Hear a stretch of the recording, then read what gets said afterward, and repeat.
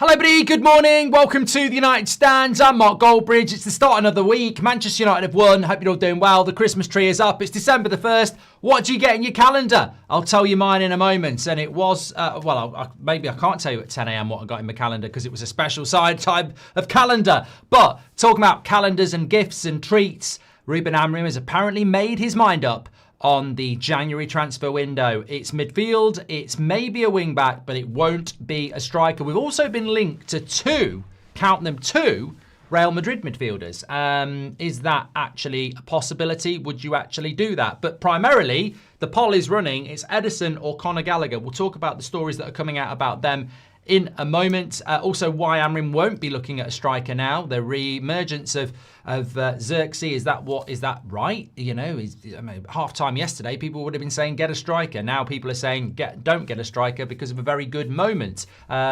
Is that sufficient for Man United over the next few weeks with Sesko? I hope it is. I like Zirkzee and I think he deserves a chance, as I think do many other players as well. I've also got some interesting comments coming out from Ruben Amorim about the difficulty of the job and how it's bigger than he expected. Is that naivety or is that just United in 2025?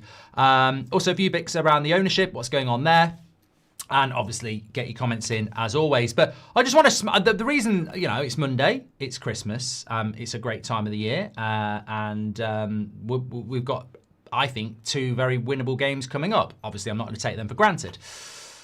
But I was also laughing to myself about 5 minutes ago because I was on social media just scouting around to see if there's anything else to bring into the show. And oh my God, I saw a tweet and it just made me chuckle. I thought it was sarcasm at first, but then I read it and they actually meant it. So basically, the second goal yesterday, they were basically trying to claim that the goal that Mount scored was all because of the brilliance of Bruno Fernandes. Now, this puts it on a scale of Phil Foden's assist for England, right? Crystal Palace's wall makes a massive mistake. If it does its job, it doesn't go in. And Mason Mount shoots for the near post, hoping that they're going to make a mistake and jump, etc. So if anybody, I would say it's 25%, 30% on the Crystal Palace wall making a mistake. And it's, 60% Mount getting it into the bottom corner. Bruno just plays a 2-yard pass. I just think sometimes it just makes me laugh how people, Player FC, glaze people. Like, it's an assist for Bruno, but come on. It's a little roll pass. It's Mount and the Crystal Palace wall that makes the mistake. Trying to claim, I've seen Bruno. I think Bruno's assist for Zirkzee is better than that. At least he purposely puts it into Zirkzee. Zirkzee does all the work, but I think his assist for Zirkzee is better than that. Anyway, let's get on with the show. I've got some Bruno fans in the chat going, no, it was brilliant by Bruno. Robas says, no, Mark, Mason saw how the wall wasn't organised and had gaps. I know, I literally just said 70% of it was Mason Mount. We need to be owners out, not managers out, says G9. That will never happen. And Tia, welcome to Members Club. Thanks for getting your badge in so early on a Monday at the start of the week. You're an absolute legend. Thank you for supporting the channel and getting your badge in and joining the community. Okay, we've got a poll going out at the moment. Who would you prefer to sign in January, Ederson or Gallagher? It looks like Ruben Amorim has made his decision on the January transfer window. And I think, although I don't really want to talk about the Palace game in great depth because we've done it to death, I think we learnt a lot yesterday about the January transfer window. Ruben Amorim said something before the game about wanting an Ahmad on the left-hand side, which I think is really interesting, and we'll talk about that. But I think his actions in the game also showed that he 100% wants a midfielder. We want a midfielder. And I think Ruben Amorim wants one as well. He definitely wanted one in the summer. We went for Baleba, we went for Gallagher, we didn't get either. So he's still going to want one now. But I think the way he utilises Ugarte and Manu, it's crystal clear that they are not part of his plans and he doesn't trust them. And we're not creating a debate point here. We're not creating an argument. We're not being divisive. We can all see it. The midfield isn't very good. It didn't play well against Everton and it didn't play well in the first half yesterday. And at no point did he think or consider to bring Manu or Ugarte in for Casemiro and Bruno at half-time or start of the game or for Everton either. So they're not part of his plans. And he clearly wants a midfielder. So if anybody's out there going, we don't need a midfielder in January, one, where have you been? And 2, even if you think 4 are enough, he doesn't use 2 of them. So Amorim's made it very, very clear in his actions that he wants another midfielder, at least 1, and he probably wants 2, 1 in the summer as well. So the latest coming out this morning, and we're going to start off with Ederson, is that Ederson's agent has come out and said the price for Ederson has dropped as his contract expires in 2027. He's available now for 30 to 40 million euros. A big opportunity for sure. Atalanta wanted 70 million euros last summer. Fabrizio Romano has also confirmed that Manchester United are interested in Ederson and have him on their target list as they have done before. He says Ederson has been in the list of Manchester United for a long time. He was a target a year ago. Then it was not possible to get the deal done with Atalanta in January 2025, which is what they tried to do as well. The agent is now saying the contract of Ederson is valid until 2027.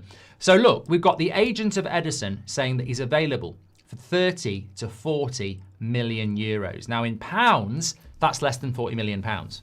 If he's available for 35 million euros, that's 30 million.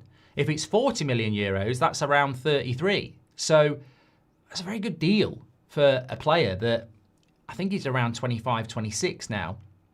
And the most interesting thing about this is that Fabrizio is saying that United went for him a year ago. Obviously, Amorim wasn't there then. But he also said it wasn't possible to get a deal done in January 2025.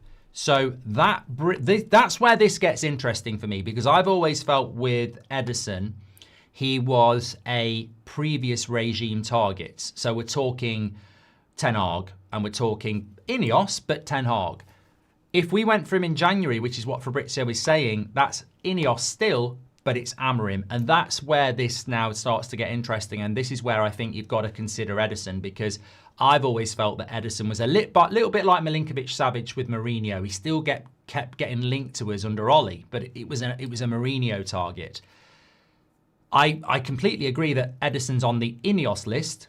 I don't think it's a Glazer thing. I think it's an Ineos thing, but it was under Ten Hag. So if we've gone for him in January as well, that was Amorim. So I think that makes it very interesting, and that obviously brings him into the category, because I think what I'm looking at in January is it's not a case of if we're going to sign a midfielder or do we need a midfielder. It's like we have to sign a midfielder. And if we hit February the 1st and we haven't, Amorim's been let down again, because he's only really using 2 midfielders. He's using Bruno and Casemiro religiously, and he uses Mainu and Agate if he absolutely has to for half an hour or 20 minutes. So he hasn't got 3 midfielders, he's got 2. And he needs a midfielder in January. And if João Gomez, like David Ornstein said last week, is not an option, and it'd be interesting to see how he plays against us on Monday, then surely we're working on options. And I think that Mainu has to get loaned out, Luke, has to get loaned out. But bringing Ederson into the equation, I think, is very exciting. We all know about Ederson because we've been linked to Ederson for quite a long time. He essentially probably fits the way we play better than he did Ten Hag, because with Ten Hag, he was, we're playing with a midfield 3. So is Ederson an 8? Is he a 6? Or is he he's not a 10?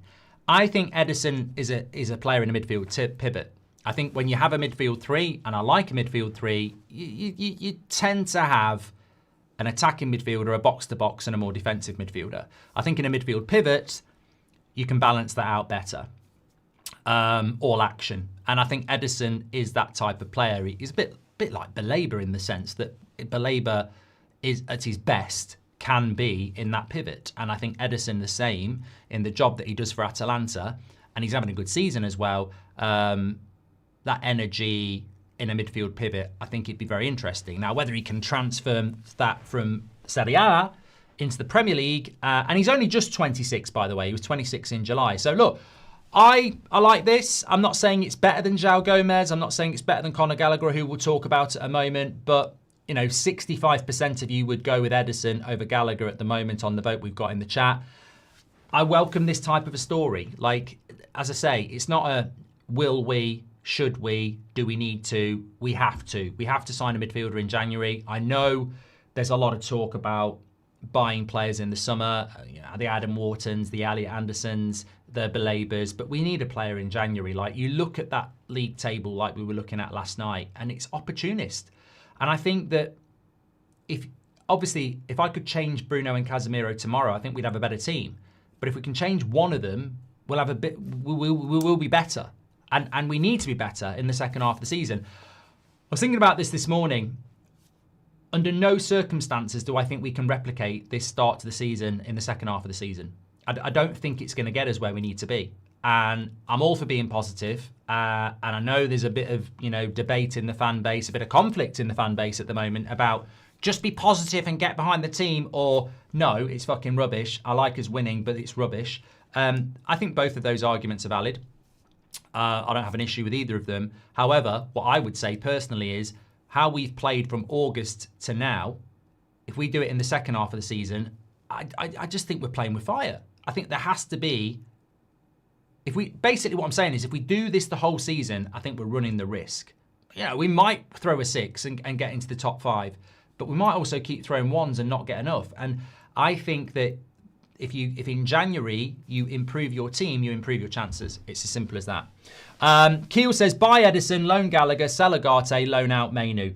I think, look, I want to talk about the Gallagher story that's coming in because it looks like that could be done now. But obviously, the more business we can do in January, the better. I've seen Chelsea do a lot of business in January. Look at where they are now. I've seen Man City do a lot of business in January. Look at where they are now. We've seen Liverpool do business in January. Look at where they are now. Man United consistently don't do business in January, and look at where we are. We ignore something that everybody else utilises at the top of the table now. I agree that the January transfer window was sort of about desperation. If you didn't get what you needed to get done in the summer, or if you had an injury, even that fits the quota because we didn't get what we needed to get done in the summer. So we should still be using the January window. But I think over the last couple of years, we've actually seen that people don't treat it like desperation. People use it as an opportunity, a shortened transfer window to move players out, move players in, and help yourself prepare for next season, or also help yourself in this season. So we can't just keep pushing it into the summer and saying we only focus on the summer. It's like getting into. I genuinely think now you got the summer transfer window, you got the January transfer window. In a boxing sense, the summer transfer window is your strong hand, and your January transfer window is your weaker hand, but it can still throw punches. If you go into the ring and you don't use January transfer window, you're basically fighting with your one strong hand. Is that going to be enough? You've got to get your other hand up as well, and I think that's what the January transfer window has become. And United definitely you need to utilise it. Charlie Garrison, welcome to the members club. 2 new members this morning. Thanks for getting your badge in, mate. You're an absolute legend. Kai says, Bruno seems to be the only one not allowed to make a mistake. He's had the highest pass accuracy among all players on the pitch versus Everton and Crystal Palace, says Kai. How's your Bruno poster on the wall, Kai? I'm just asking out of interest because I bloody know it's there. I mean, look, mate, the reason in life you get scrutinised if you are the best is because your standards are higher than everybody else's. If Manchester United lose a game, why do the media... So let's say on a typical Premier League weekend, Man United lose a game and Burnley lose a game. Why do the media just talk about Man United and not about Burnley? We've both lost the game because Man United are bigger, better, and have a better reputation. Bruno Fernandes gets more scrutiny because we pay him 300 grand a week. He's the captain of the team and he's meant to be the best player. So that's why he gets scrutinised. If you don't like it, get out of the kitchen. If you can't stand the heat, get off the toilet. It's as simple as that. I'm just explaining it to you.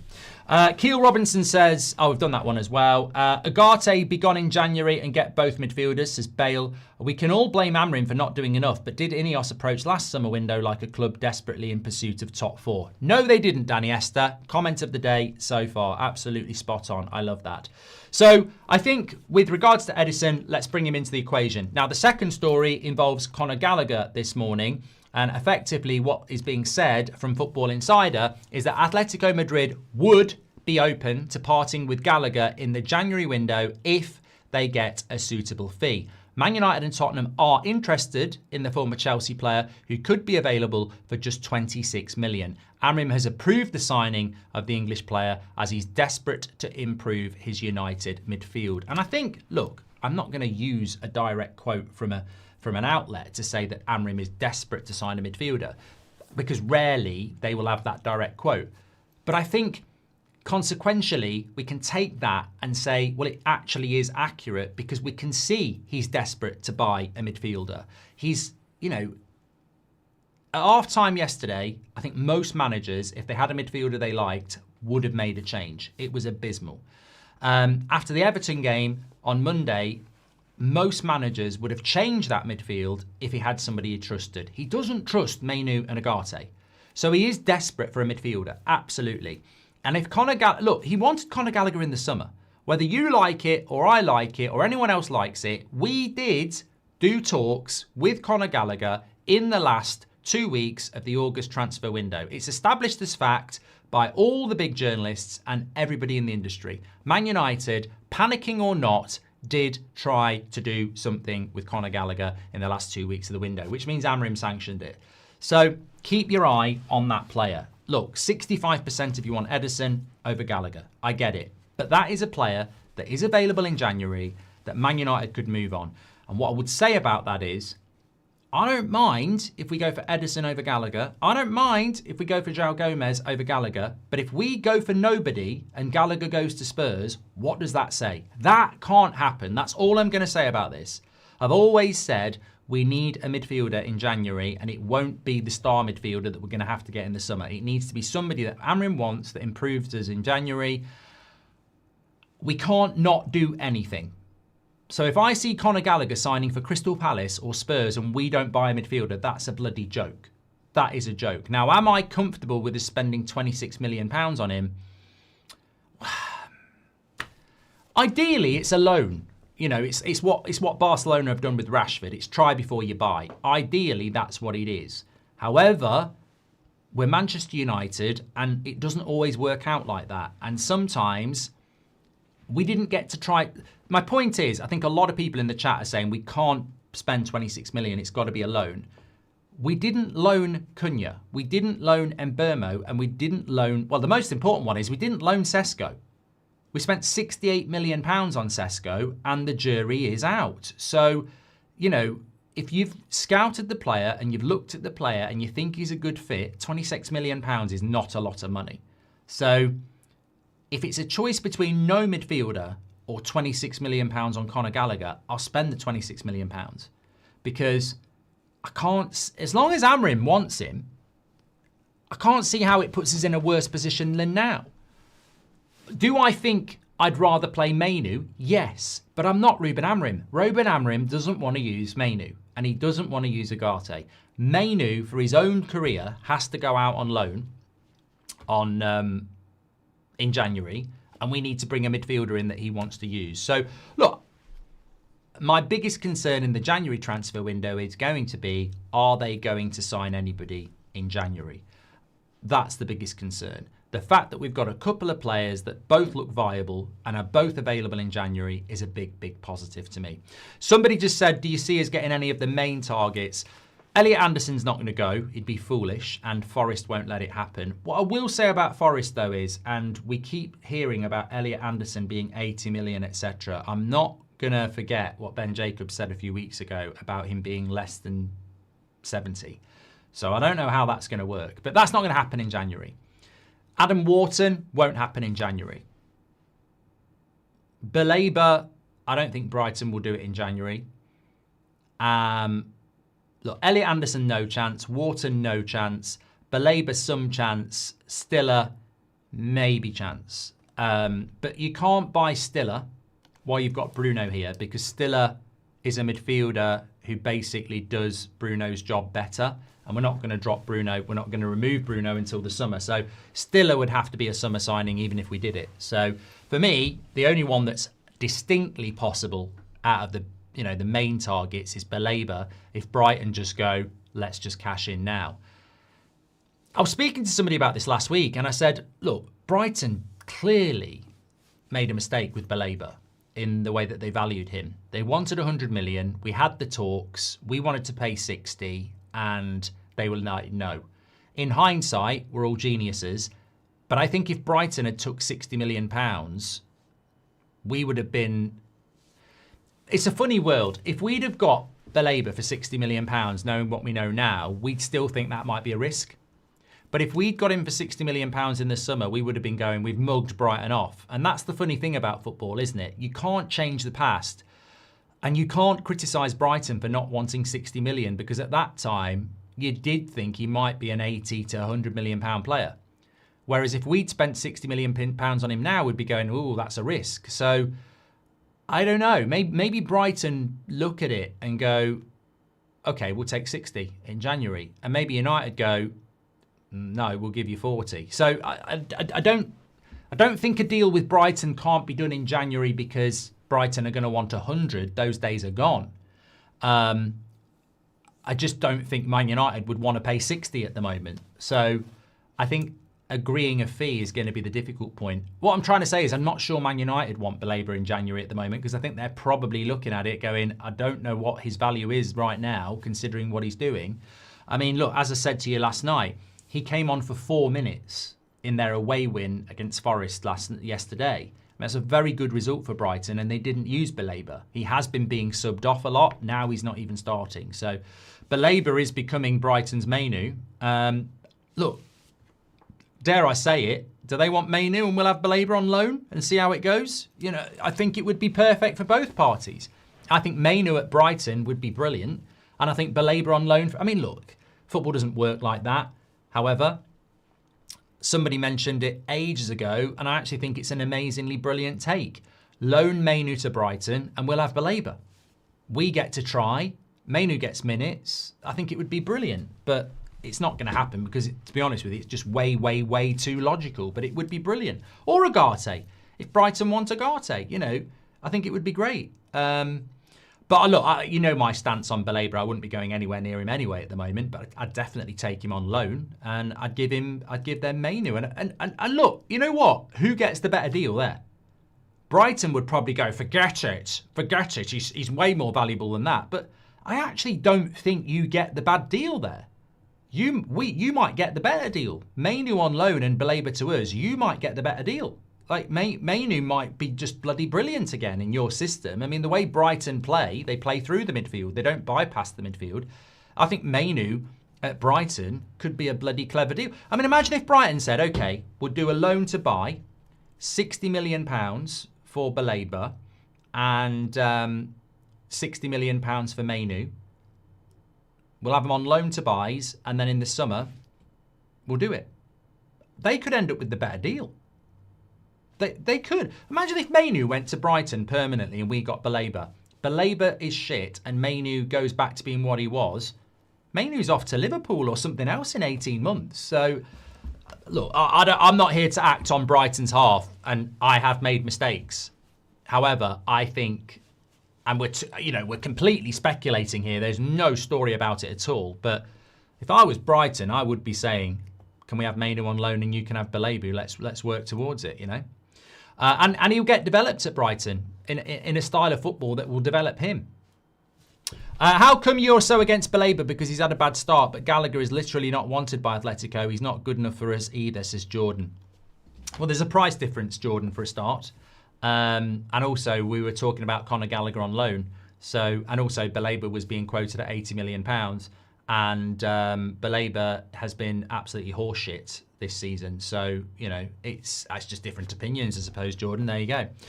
Morning legends, says Tom Grant. Thank you very much for your super chat, Tom. Hope you're doing well. In regards to your comment yesterday, we play every game like we played on Thursday. Plus, I think Brentford striker Thiago would be a great backup. That midfield is a Pandora's box, says Tom Grant. Yeah, don't forget, Man United are playing on Thursday. I don't think I said we play every game like we play on a Thursday. I think I said that Crystal Palace played like we did last season. They just died on their arse in the second half, which was to our benefit. But I don't think our problem is that. I don't think our problem is a fitness problem. I just think it's a light switch problem, and you just never know what you're going to get. You say Pandora's box, I say Forrest Gump's box of chocolates. You never know what you're going to get. Amrabat is a good example of why Gallagher is a loan deal, says Cameron. Amorim needs to call out the owners like Glasner did, says Old Trafford. And Simply Red says, why does it seem like Zirkzee has to move mountains to convince Amorim? Sesko nor Cunha have put on a better showing as a number 9. I think he can be better than them, says Simply Red. Well, there's a couple of Real Madrid players we've been linked to, which I will speak about in a moment. But I do want to just talk about Zirkzee because I'm so pleased for Zirkzee. I've always been a really... I wouldn't say like, I'll be fair, I wouldn't say like Zirkzee was a player that I went, this guy's going to be amazing. But I liked the signing of Zirkzee under Ten Hag. And I just feel like his career never got going. The first year he was always going back to Italy. Then he decided to stay in the January. Then he got injured after doing quite well. And now he's only just getting back into the team, but we're talking about moving him on in January again. I think history is going to repeat itself. I think a player that we think is going to go in January is actually not going to go in January. I think that from an Ineos and Glazer point of view, they're rubbing their hands saying we don't need a striker now. I personally was saying we need an experienced striker in January, ASAP, because I'm not sure Sesko can carry the burden and Zirkzee wasn't getting game time. I think the timing of this with the AFCON coming up means that Zirkzee's going to get more time, which means the club won't buy a midfielder, buy a striker. So I don't expect us to bring a striker in January. And who would we bring in anyway? So I think Zirkzee is going to be at the club until the summer. He's not a player that's heading anywhere out in January. But to play devil's advocate for a moment, it's amazing the shift up that some of our fans have, because at halftime yesterday, the abuse Zirkzee was getting was incredible. And I was saying, look, he hasn't had any game time. He's really, really rusty. I guarantee if you keep playing him, he'll get better. He then literally scored a great goal, which is all about technique, not fitness. I mean, Paul Scholes can do that. He can knock it up and volley it in. Like, that's technique, and Zirkzee's got technique. I still don't think, even with that goal, he's up to the speeds he can be if we keep playing him, because that's what match sharpness is. So I'm really pleased for Zirkzee, and I'm hopeful that he's going to get a lot of game time over the next few weeks. And we're not playing the best teams in the league, so hopefully he can keep building confidence and sharpness. As that grow, he should become more of an asset. But we've got to keep utilising him. There's no point in getting Zirkzee to a point by New Year's Eve where he's regularly playing and he's sharp, and then everybody comes back and we're like, we're not using you again. I mean, let's be honest. People are glazing Zirkzee and Amorim at the moment. Amorim wouldn't use him for 3 months. Wouldn't use him at all. And that's why he's been rusty. So Amorim has to take responsibility for why Zirkzee's been so rusty in the first place. So hopefully we're going to see him play now. And I think he will be the reason we don't buy a striker and we don't move him on. But look, I feel like Zirkzee's very misunderstood. I think there's a very, very good player there. I don't think he's a striker, for a start. I don't think that's what he is. I think he's almost out of position when we play him as their lead striker. But he does have qualities that almost make him a better 10 than he is a striker. But with no Sesko, I think you've got to play him there. And you know, I find it quite funny what he said after the game yesterday, actually. I think it was something along the lines of, I'm surrounded by great players and they make it easy for me and we help each other every day. And I thought, you know, and I think he said something about a good environment as well. And I thought, you know what?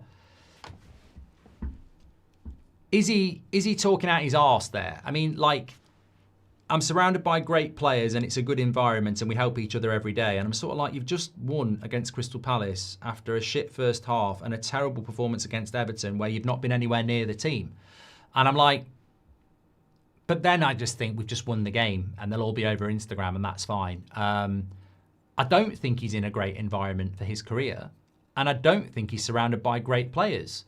I actually feel quite sorry for Zirkzee and Mainu.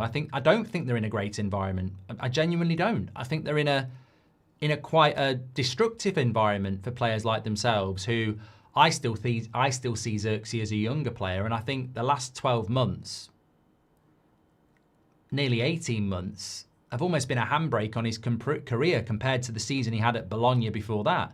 So I think it's a credit to him that he's got a smile on his face and he speaks so glowingly about the club and the players and the manager, because actually I think it's been a difficult 18 months for him. I mean, 18 months is a long period in your career. If you think that an average footballer plays for 10, 15 years, you'd be quite lucky actually. So maybe 10 years at the top level, 18 months, a year and a half of that, it's over 10%, isn't it? So It's a considerable period of time where it's been very stop-start, and he's not been in the manager's favour, really. And to score a goal like that, of that importance, and to still speak glowingly, I think it's a credit to the player and his mentality that he clearly sees the positive and praising the manager, praising the club, praising the players around him, when realistically, I don't think he's had the best treatment this season, and I think it's not been the best environment for him. So I think, as I've said, I think the criticism of Zirkzee is a bit unfair. I think the circumstances lead to his poor performances, but if he can play every game between now and Christmas, I think he'll get better and better and better. I do think Ineos and the Glazers will use it as a reason not to buy a striker, and maybe that'll bite us on the arse. But I think Zirkzee's a good player to have around. I do. I like Zirkzee, I always have, and I think he's a good player to have around. Par Lynch says, we tried to get a loan for Emi Martinez and Villa wouldn't do it. Teams don't loan to us. Unfortunately, we will need to buy. That's exactly what I was saying, Patrick, the voice of reason again. No, I think you're spot on. I think it's difficult for United to do loan deals for whatever reason. Yeah. Hitton says, January signings with no Premier League experience are a big risk. Works for City because their system is set. Amorim wants the right profiles, but expecting success is naive, says Hitton. I suppose that's the downside of an Ederson, is that you're bringing him into a league he's never played for, in a system he's never played, and that's high pressure. Whereas Conor Gallagher has played in the league and has played in a system where they use a back three. So, maybe that is the better bet. Can't forget that we're only a sprained finger away from using Binder again, says Slazy. Should look at a new backup keeper as well in January.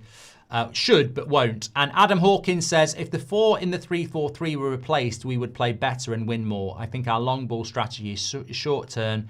Estebanan was an opportunity missed, says Adam. Thank you very much for that. Appreciate your super chats coming in. I want to talk about that point in a minute. Englishman in Caliph says, hipster opinion, maybe, Mark, but I would take Damsgaard from Brentford over Gallagher. Highly underrated 8 and probably a good price. And, well, I think it's a good point. I just don't think Brentford would do that deal. Seldalo, Agate and English Jemba Menu, says Mac. Come on. What about the Valverde rumour? He wants out, says Mazrawowi. I'm coming to that. Why does United not look at Damsgaard, says Jacob. Second person, Damsgaard's getting a glow up. There we go. So let me go to that story there that was alluded to. So this has come out from the Mirror this morning. Manchester United. Don't you just love having the Christmas tree back, by the way? You're going to miss it when it's gone. When I put it up yesterday, I was like, we don't need it. But the minute it goes up, I'm like, oh, when that goes down, it's going to be so bare. It is a welcome addition to this show for a month, and we should be getting 1,000 likes within seconds just because of the Christmas tree. I do need to get some novelty. What if you can get some like novelty Man United ones? I mean, I'm talking. I don't want fucking Bruno on my tree or Casemiro, And I tell you what, if Bruno was on my tree, he'd be up there. High up the tree in the number 10 position. He wouldn't be down here in the midfield. But no, I'm talking like, can we get some Beckham ones or Rooney ones? They must do them. I saw a Star Wars one yesterday, which was when Han Solo's there. He goes down and it comes back with him in carbonite, and it's a Christmas tree decoration. I was like, oh my God, they've got to have some United ones. Anyway, smash a like for the Christmas tree. I don't deserve one. Man United are considering a move for Real Madrid midfielder Valverde. His clash with manager Alonso has prompted interest from several clubs. United would be willing to pay 80 million euros, but Madrid are expected to demand something closer to 100 million euros. I mean, I file this under utter bollocks. I mean, I really do. I do. And, that's why I brought it into the show a little bit later. He's just turned 27, Valverde. I think he's a fantastic player. And I think at Manchester United, you would be all over it like icing on a Christmas cake. However, it does strike me as a load of bollocks because I don't think United would spend 80, 70 million pounds on a 27-year-old from Real Madrid. I just don't think we would do it. I agree with Red Devil 7595. If there was anything in this, surely you'd do a loan because from Real Madrid's point of view, if you're thinking about selling him, Real Madrid have always been a team that loans players. I mean, they did it with Casillas, didn't they? It was not Casillas, Ceballos to Arsenal. I think Odegaard started off as a loan as well. So if there's one club that does loan players, it's Real Madrid. So I would say if Real Madrid are serious about selling him, we're serious about buying him, but it's the January transfer window, let's do a loan deal. So Shane says I'd take Valverde over Gallagher. Mate, you and me both, 100%. So look, let's call bullshit on it, but if Real Madrid want to talk, let's talk. Let's do a loan deal or something like that, because we're not going to be able to pay £80 million in January. The one story from Real Madrid that did catch my eye, though, and I did want to bring this in because I think there's some genuine truth in this, is that I think it was Caught Offside were reporting it this morning. Liverpool are set to table a £52 million bid for Camavinga.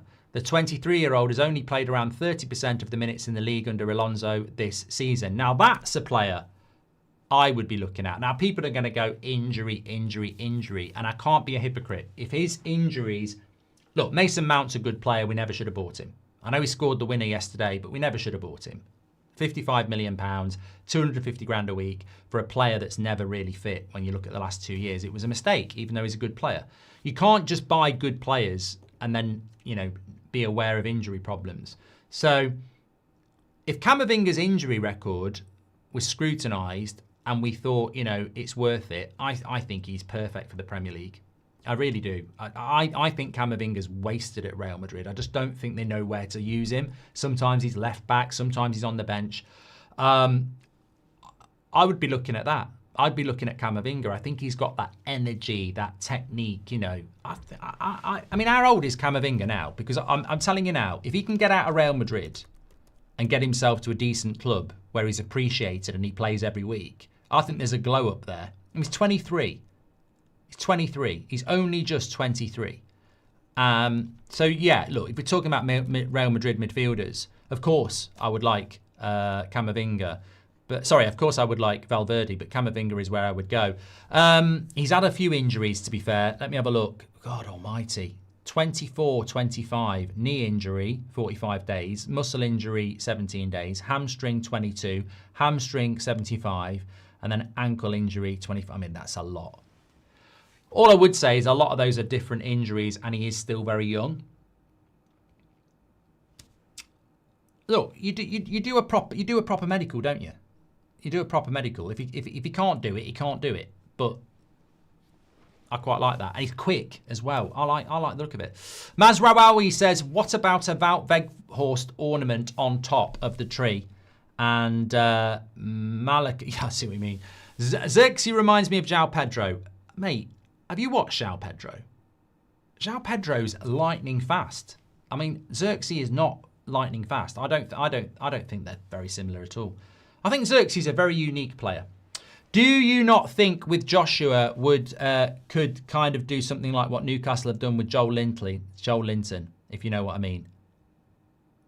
No, I don't, Callum. I do not think that Zirkzee is a midfield destroyer bully like Joel Linton at all. Look, I think Zirkzee, in an Amorim system, he's only ever going to play really as a striker because I don't think he's got the mobility that he wants in the 10. That's why he doesn't use Bruno there. It's very clear that he wants these mobile players. Zirkzee in this team is probably best served in the striker position, but I don't think that's really his best position. I think Zirkzee would work best off a striker, but we don't really utilise that formation. But I still think he can be a useful player for us. I really, really do. I'll tell you what I did want to talk about, though. Just very, very quickly, I'll just get this in because it's there. The Times are saying that Barcelona sporting director Deco has said on loan Man United and England forward Rashford is happy at the club and they want to keep him if possible. They have this 30 million euros option to buy. And Rashford's been involved in 13 goals in 18 games since arriving at Camp Nou. So look, I mean, we should keep an eye on what's happening with our loanees. And I think that with Marcus Rashford, he's done well at Barcelona. And we've also heard that Barcelona might try and lower the price down with United. So, yeah, I think it's always a positive to hear that sort of thing. because other clubs might look at him as well. I wanted to just mention this from Amorim. This is where I was really heading. So what he said before the game yesterday was that we should have an Ahmad with a right foot to put on the other wing. Direct quote from Ruben Amorim before the game yesterday. We should have an Ahmad with a right foot to put on the other wing. Now, this sent some people into all sorts of, conspiracy that we're going to go and sign Semenyo in the January transfer window. And maybe we are. Maybe we are. Certainly a player that could be on the move with a £65 million release clause. But I don't think that solves Man United's problem. I agree with Savage, this back five is killing us. I don't like the system at the moment. I don't mind a 3-4-3, but I can't stand the back five. It's a back five every game, and we're not utilising those wide players as wingers at all. So look, yeah, if you brought Semenyo, then he had him on the left and Ahmad on the right. It sounds like a really attacking team, but he's not played like that in the Prem, and I don't know whether we could play like that in the Prem, because if you had Semenyo and Ahmad as your wide players and Casemiro and Bruno as your midfield, you're putting a lot of defensive responsibility on three centre-backs. So I don't think we're ready for that. So I don't think Semenyo happens in January. But it's interesting that Amorim would actually come out and say he wants a right-footed Ahmad on the left-hand side, because we don't have one. And that is a hole in the team then, isn't it? We don't actually have a right-footed Ahmad who can play on the left. We don't. I was thinking about it. Is there anybody in that squad that is a right-footed Ahmad? And there isn't. There's nobody. We don't have anybody anymore. Rashford, Garnacho are former wingers that are right-footed, but they're not at the club anymore. So is that another area of the team that needs to be improved? Well, it sounds like it, but I don't think we're going to do that in January. I also think it would be wrong to do that in January, because if you spent £60 million on a right-footed Ahmad for the left wing-back position, I'd be sort of like going, that's great and all, fair play, but what about the midfield? Like, what about the midfield? That's where we've got to go first. So I think the interesting thing is he clearly wants to play inverted wing-backs. Ahmad is an inverted wing-back, and a right-footed left wing-back would be inverted. I think that's a shame when you've got a player like Sesko. I think the best crosses we put into the box tend to come from the right-hand side from Bruno or Casemiro, who both have a good right foot. And the best crosses we tend to put in from the left tend to come from Luke Shaw or Dorgu if they're on the pitch. And Sesko certainly benefits from the natural cross, but Amorim's another one of those inverted players who likes an inverted player. So, obviously he's looking at that. Lacey's right-footed, but he's not an Ahmad yet, says Tom. No, I don't think he'd be doing that. Infamous Cam says, I would strong arm Newcastle for Hall and do the same with Porro from Spurs. We should keep Zirkzee. Happy holidays, Mark. Let's win on Thursday, says Infamous Cam. Look, I'm not allowed. I'm banned from predicting after the Everton game. I've taken a vow of no predictions. Monks take a vow of silence. Some people have asked me to do that. I think the streams would be quite boring. So I've taken a vow of not being allowed to do predictions. However, I can survey the scene and say that West Ham at home on Thursday without Paqueta and Wolves away next Monday is a very promising couple of fixtures. And then we've got Bournemouth at home who are crap. So we've got three very good fixtures. Red says, well, it's working. We won. Yeah, I'm not allowed. I'm not saying West Ham easy win. I'm not saying Wolves easy win. I actually think Wolves, keep an eye on Wolves against Forest on Wednesday, because I've got a funny feeling Wolves might get their first points of the season on Wednesday, which would be good for us. It would be good for us because we don't want them to be going into that game desperately needing their first points under their new manager. But look, they're looking good. They're looking good with the next three fixtures. I think after that it gets interesting with Villa and Newcastle, but the next three fixtures are good. But as we know, Everton at home was good, and look what happened there. I'm sure Madrid would take a swap deal, Valverde for Agate, Mark, says Raphael. Yeah, I'm sure they would as well, wink, wink. Hi, Mark. I'm a London Red. I took my son through their game yesterday. Our fans were amazing. Also, to touch on the 8 p.m. last night, how can we play good football at the present when we need about 4 new players to suit the system, says Dead. The fans were amazing yesterday, as they always are. And I'm glad you got a win with your son, because that's always a risk, taking your kid to a Man United game. You never know. But I'm very pleased. So great atmosphere as well, and a great result.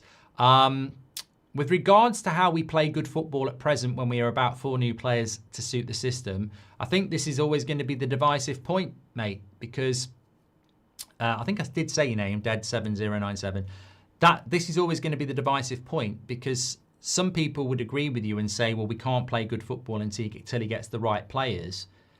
But then other people would say he's still got a squad of 20 and he can't play any style of football. Why does a manager need 4 more players to get the? He's still got 7 players then that he should be able to get good football out of. Why does Sean Dyche get Forest playing how he wants them to play with no signings? Why did Emery get Villa winning in his style of football with no signings? So I think that's always going to be the point, isn't it?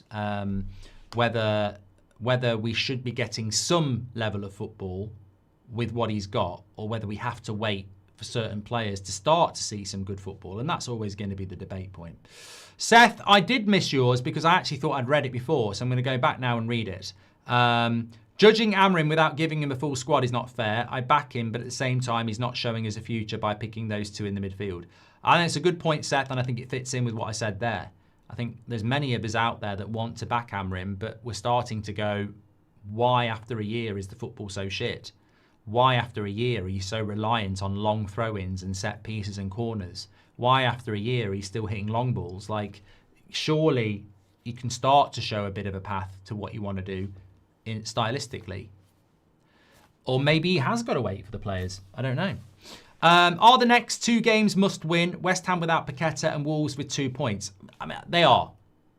I'm not going to say we are going to win them, because I'll get in trouble for jinxing it, Ollie. They are must-win games. They should win games. And they are must-win games. But it's Man United, so you never know. But of course they are. Wolves haven't won a game all season and have got 2 points. And West Ham, are hovering around the relegation zone, and we're at home. So they are must-win games, yes. Absolutely.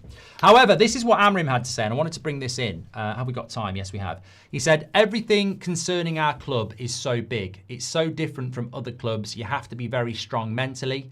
I also realise that there are still many things to change. It's tougher than I had imagined. So, look, that was said just before the game yesterday. He's basically saying it's the most difficult job in football, which I agree.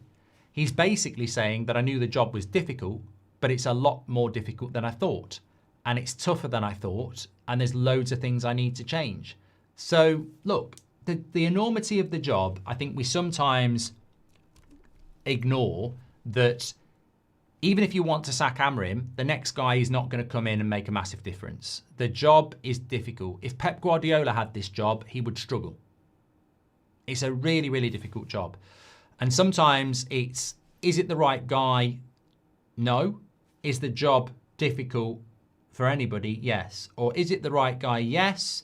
And the job just makes it very, very difficult. We don't know what that balance is. And it's always refreshing when a manager is there saying, look, it's difficult. What I want to see with Amorim, and I said this last night, is I'd just like to see a glimpse of an identity that I like. I can't, I want us to score every one of them. But I can't tell you how much it hurts me to see Dalot launching a long throw into the box. I fucking hate it. And I know we're not the only team doing it. But to me, and I'm not calling myself a football purist, every time I see a team launching long throws into the box, I'm like, what has our game become? I actually think there are leagues out there that would boo it on principle. And yet, we're doing it and other clubs are doing it. I don't know why we've gone back to this. It was ridiculed when I was growing up. It was booed when I was, Millwall, Wimbledon, Stoke. And we're doing that. I understand why we're doing it, because it's a percentage game and you might get a lucky flick here. And I don't mind if we do it coupled with some good football. But we're not playing any good football. And I do demand that. I want to see us play some good football. Like, that ultimately is secondary to results, I understand, but it's a big part of it. I do want to see it. And look, a lot of people say I don't see the issue with long throw-ins. Mate, I'm not arguing with you if you don't see an issue with it. That's absolutely fine. But don't argue with me for saying I find it repulsive. It makes me want to throw up. I think it's anti-football. I think it's disgusting and I can't stand it. If you like it, that's fine. I respect that. But I hate it. So don't tell me I'm wrong for hating it. I don't like it. We were brought up to ridicule that. If you're of a certain age, we laughed at that. We laughed at Rory Delap. We laughed at Wimbledon. Look at this anti-negative football. It belongs in Jurassic Park. If you like it, that's fine. But I was brought up to, turn my back on that and go, that is rubbish. That's like toe punting a shot. Why do you think nobody toe punts? Because you're taught not to do it. It's just that's not how you kick a ball. That's, for me, it doesn't belong in football and I don't like it. Brentford do it. I don't like it, but Ladios says, great stream today. You have made it a great stream today. It's always because of you lot. Little behind, but do you think another Ahmad down the left would give defences more to worry about as our attacks mainly come down the right? Yes, I don't think we're particularly good down the left-hand side. I don't think people respect Delo or Dorgu. And I think they let them free and they bank up on the right-hand side. I think you're right. So having more of a threat down the left-hand side would balance the side, 100%. Ray Carl Brown Amore is a legend. Hope you're doing well, Ray. He says, I think it's easy for teams like Forest to play defensive football because they have to. Amorim is stuck in two places. He has to win games, don't concede, and play attacking football. Yeah, and at the moment, he's prioritising winning games however he can. He can't play attacking football. But also, I don't think Amorim should be responsible for the fact that we can't play against the low block. We scored 2 goals from set pieces yesterday. I heard somebody say we created loads of chances. I don't remember loads of chances. We scored from 2 set pieces. I don't remember loads of chances from open play. If Crystal Palace had defended those set pieces better, I don't know whether we win that game, So we've got this inherent problem with the low block, and it's not Amorim's fault. Ten Hag had it. Ollie had it. We're just not very good against the low block. But West Ham will play a low block. So hopefully at some point we can start to learn how to do it. Absolutely. Thank you very much this morning. Really enjoyed it. Hope you have as well. We are back at 2 o'clock and we have, it's a busy week this week. We have got an 8 o'clock tonight. There's no football tonight, is there? We have got an 8 o'clock show for you tonight, as well. So I will see you for that too. Make sure you smash a like and subscribe. Also got a bonus Premier League predictions with me and Robbie on That's Football going up at midday for the midweek games as well. So get yourselves involved in that. Thank you, everybody. As always, you've made the morning show feel like an 8 o'clock show, which it's not meant to, but I take it as a bonus. So thank you, everybody, this morning. Some brilliant comments and interaction. And I'll speak to you all in a bit. Take care. Coffee time. Coffee time. Get the kettle on. Get the kettle on. It's coffee time. Whoop, whoop, whoop.